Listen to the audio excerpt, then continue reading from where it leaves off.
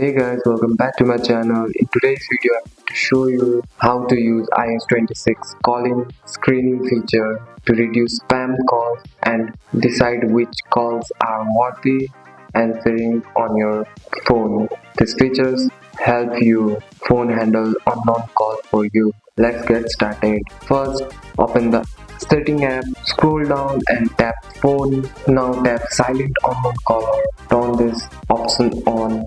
When it is enabled, call from unknown number won't ring. They go directly to voicemail. Non-contacts, recent calls and saved number will still ring. This is one of the best way to block spam call automatically. Now go back to the settings, tap phone, tap live voicemail.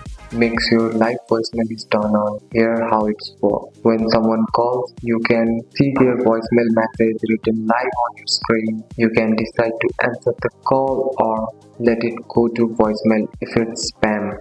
If a spam call keeps coming, go to phone, recent, tap the info button next to the number, tap block this caller, this stop future calls from that number. That's it. That's all for today's video guys. If you found this video helpful, drop a like and subscribe for more videos. Thanks for watching. See you in next one.